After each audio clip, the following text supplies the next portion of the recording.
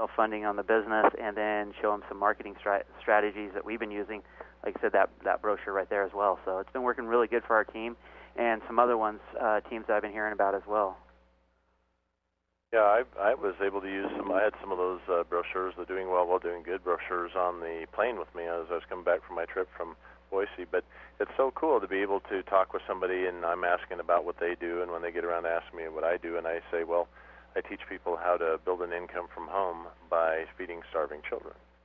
And their natural response is, well, what? What? Tell me more about that. And I've got it all in this brochure here, and read this, and I just hand them the brochure. And so I don't have to become a salesman, or I don't have to try to explain things to them. The brochure will take them right to all the information, and then they can go right to my website, and has my contact information on there too. So, yeah, David, we're enjoying this. Yeah, not to interrupt you, there's a drop card that we did. It's Start Your Home-Based Business Today. Shows a picture of a house, and people are like, okay, what do I have to sell? What do I have to do? And we give them that brochure on the Doing Well, and it just blows their mind. It's like, oh, wow, I had no idea. So, I mean, they've been working really good. The tools we built, we've been kind of using them so they kind of go in hand with each other. So it's been really good. It's been very easy for us to show people the Doing Well brochure. Well, it's a fun concept because there are so many people that I'm talking to. I'm going back to people that have been in Zango before and fallen by the wayside, people that for whatever reason never resonated with either the Zango juice or the Glimpse skincare message. They're really resonating with us. And even people that have sworn up and down they would never do anything in network marketing, this whole concept of network giving is just such a different animal that people are they're attracted to it, and not just attracted to it, but they feel compelled by conscience to share it. They feel like they have to go and tell people about this. It's like what I always wanted people to do with the juice message or the glimpse message, but this one, when they know that they're actually involved in saving lives, it's a very profound message. And I don't care, who you are or what your network marketing product is. This trumps them all. I get into a lot of discussions with people on the phone. One of the travesties of being in the industry for 30 years is you're on everybody's hit list when they get into something new. But I've never had good success with getting on the phone with people and saying, my deal's better than your deal. Nobody wins. But this is one that I've actually had some success with because it's so different, and it's something that people intuitively resonate with when they understand that your product is feeding starving children. And that trumps all other products out there. Well, anyway, David, thank you, and I'll leave your website up where people can get some more information in just a moment here. But understand, this is a message of hope and encouragement. In the midst of all of the doom and gloom that's out there, and every conversation that comes up about the economy and what's going to happen, and everybody's just hoping that things will turn around, you have a message of hope. You can be part of the solution. You don't have to be part of the problem. You can just simply say, what I do is some of us have found a way where we just don't have to participate in that. And then that'll always get them coming your direction with, wanting to know what are you talking about, and I can share a message of hope with them. We can actually become part of this group of people we call the remnant. And any time in human history when there's been suffering or a traumatic upheaval of some kind, natural disasters or whatever, there's always a group of people in this remnant category, people that have been cocooned and protected, not just for their protection, but so they can minister to and serve the needs of others around them that are in the midst of this turmoil. And that's what I'm suggesting, that any one of you on this call can decide to put yourself in that category by using this simple proven plan of action that we have as a template to run with, where you can actually become part of the solution, not part of the problem. It was my wife and I watched this special on the History Channel the other night about the Dust Bowl, the 10 years that occurred right after the stock market crash of '29, when so many farmers around the Midwest were just decimated because of poor farming techniques combined with the drought.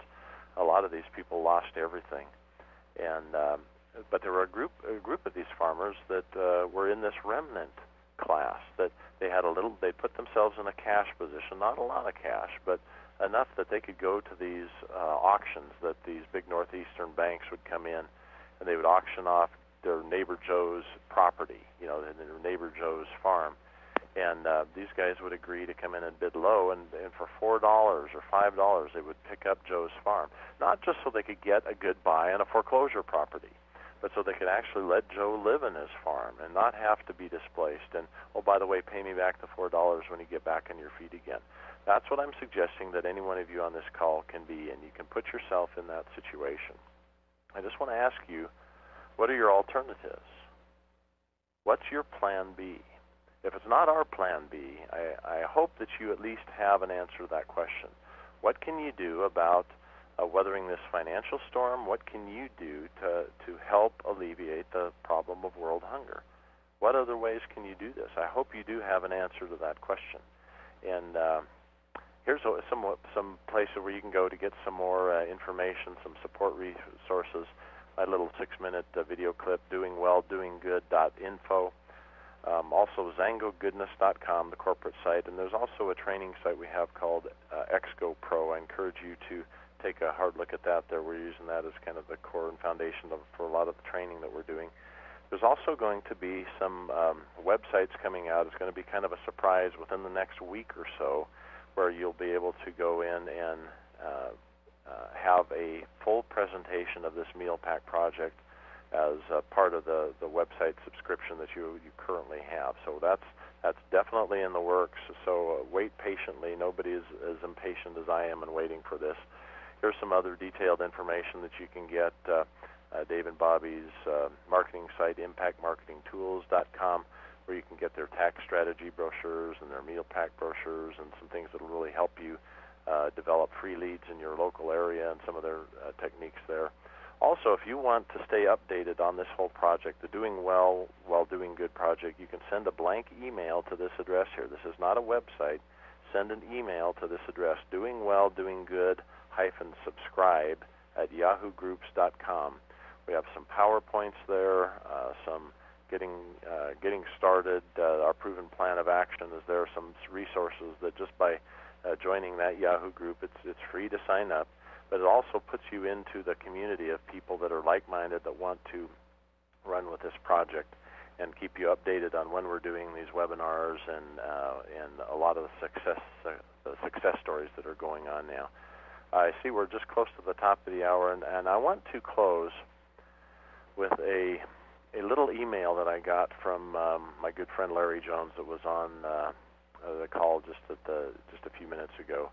And he gave me permission to read this because it really touched me. He was just sitting out in the early morning hours there on his property in Idaho, and he started resonating about what we've actually got our hands on here and the uniqueness of this. And he came up with this little email that he sent me called Waiting. Somewhere in the arid, remote regions of Africa, a young child stares at a hole in the ground into which an insect escaped her grasp. She waits. Here in America, a team of compassionate people recently developed a mechanism which they are convinced will deliver food to millions of starving children around the world. A mechanism that equals the challenge. But it's only a mechanism, devoid of life. With a breath of life, it will become an organism. They wait. Heretofore, giving to the poor and the needy has been done mostly by those in America who have the most. The not-so-rich masses in America have excused themselves from the desperate situation. After all, having only one car and one bathroom is about all one can bear. I have nothing to give, they say, not considering that kings of other lands have less. They wait. The Creator of the heavens and earth expresses himself by giving, by breathing life into those who had nothing, wanting more than anything that his creatures discover and breathe his life forward. He waits. Somewhere in the arid, remote regions of Africa, a young child stares at a hole in the ground into which an insect escaped her grasp. She waits.